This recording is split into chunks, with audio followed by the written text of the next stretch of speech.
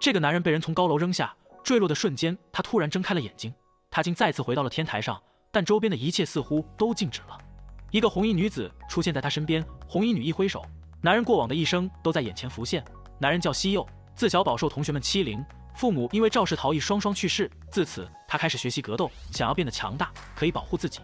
重考3年后，他终于考进韩国大学法律系，成为了一名检察官。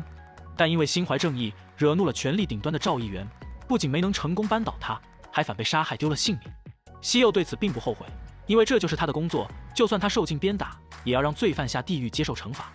红衣女决定再给西柚一次机会，让他这次慢慢准备，好让赵议员也见识一下在这个世界的地狱。告诫西柚不要再轻举妄动，要成为比恶魔更残忍的怪物，才能抓住恶魔。西柚竟真的回到了过去，站在他高中毕业后兼职的便利店，不可置信地看着眼前的一切。西柚冲进卫生间，看着镜子里那张帅气的脸庞，想到红衣女的话，讶异自己不仅死而复生，竟还回到了过去。西柚突然想到了什么，焦急地跑回家去，来到自己曾经的家。想到以前不懂事的自己，丝毫不体谅父母工作的艰辛，面对母亲用心准备的饭菜也视而不见，却没想过那竟是最后一面。西柚含泪吃着母亲做的最后一顿饭，很懊悔自己当初的任性和叛逆。西柚紧张地拉开房门，想着自己或许回到了父母过世之前，可以有机会弥补当时的不幸。西柚含泪呼喊着父母，却迟迟没有得到回应，崩溃地瘫坐在地。这时房门打开，父母相继走了出来。西柚冲上前紧紧抱住父母，原本冷漠的儿子突然做出反常的举动，父母都有些一头雾水。李准基重生回到18岁，热血检察官的复仇之路正式开启。西柚想起红衣女的叮嘱，决心不再冲动行事。西柚满足地吃着母亲准备的饭菜，还写下纸条感谢母亲做的早饭。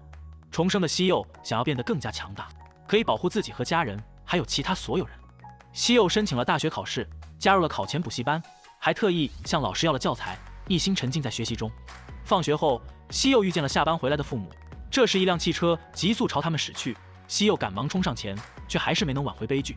幸好这只是一场梦，惊魂未定的西柚想起明天就是父母遭遇事故的日子，决心这次一定要守护好家人。让父母明天休假就是最简单躲避事故的方法，但迫于生活的压力，父母并不愿意缺勤。西柚只好决定在工厂门口蹲守，到时再陪着父母一起回家。西柚那时成为检察官后，就调查了父母遇害的案件，当时明显是调查失误，就算现场没有监控，也有轮胎痕迹和车辆碎片，调查修车记录就可以筛查出可疑车辆，但却没有做过任何基础调查，案发时间也可能被篡改了。那个时间父母还在上夜班，应该正在工作中。西柚提前勘察现场，计划到时让父母靠绿化里面走，自己跟在他们身后，应该就可以预防事故发生。